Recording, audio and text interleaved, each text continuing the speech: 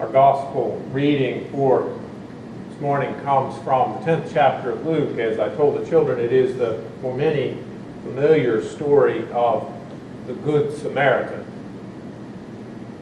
The story comes about because of a question asked by a lawyer, and a lawyer in the Bible is nothing like a lawyer today. He's an expert in the law, but not secular law. It would have been religious law. So this is a religious authority who is speaking to Jesus. Listen now for what the Spirit is saying to us through these words. Just then a lawyer stood up to test Jesus. "Teacher," he said, "what must I do to inherit eternal life?" He said to him, "What is written in the law? What do you read there?"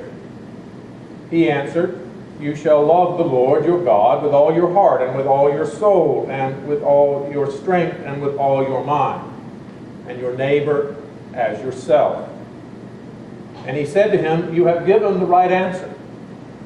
Do this, and you will live."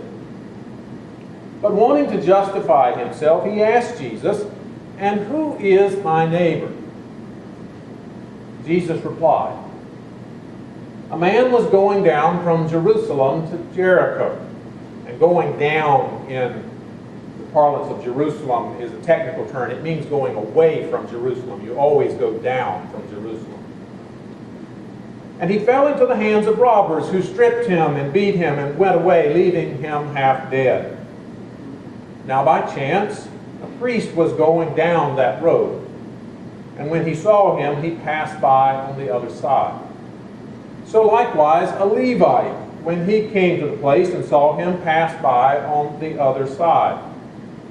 But a Samaritan, while traveling, came near him, and when he saw him, he was moved with pity. He went to him and bandaged his wounds, having poured oil and wine on them. Then he brought him on his own animal, brought him to an inn, and took care of him. The next day he took out 2 denarii, gave them to the innkeeper, and said, 'Take care of him, and when I come back, I will repay you whatever more you spend.' Which of these 3 do you think was a neighbor to the man who fell into the hands of the robbers?" He said, that is, the lawyer said, "The one who showed him mercy." Jesus said to him, "Go and do likewise." The word of the Lord. Thanks be to God. In a world where even some Christians don't read the Bible, if you ask the question, what is the essence of Christian faith, you are likely to get a dizzying array of different answers. Nonetheless, I suspect that even some non-religious, non-church types could give an answer quite similar to the one we heard from the lawyer in our reading just a moment ago. Loving God and loving your neighbor as yourself is not an explicitly Christian thing.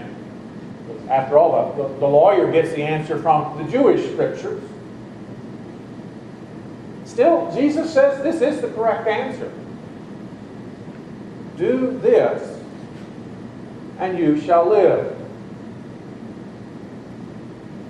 Loving God and loving neighbor, it seems a pretty safe, straightforward description of faithful life. Although the devil is in the details.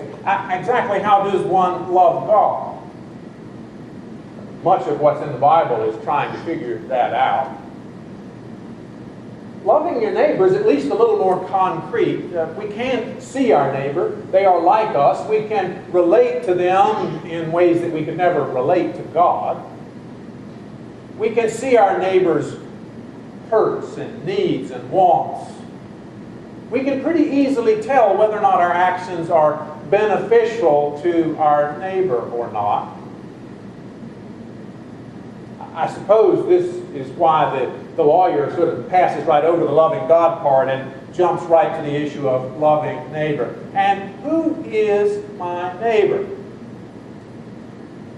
I mean, since loving the neighbor is concrete, Since it's pretty easy to tell if I've been mean or nasty to my neighbor, if I've done something that's not in their interest, it makes sense to nail down the limits on this commandment. Okay, I've got to love my neighbor, but just who is included? I don't know about your neighborhood, but in my Upper Arlington neighborhood, when Halloween rolls around, we get people who don't live in the neighborhood coming in to go trick-or-treating. These people are often pretty easy to spot. Oftentimes they pull up in a car that's not quite as nice a car as most of the cars that are parked on the street, and lots of kids pile out. Sometimes, even more obvious, these kids aren't white. And I've heard people grumble and complain about these non-neighborhood kids coming in, presumably so they can get a little better haul or perhaps have a safer experience than they might have had in their own neighborhood. You know, in the gospel reading, the word Luke uses for neighbor actually literally means near. Our word neighbor has a connotation of that. Our neighbors are those who live near us in our neighborhood.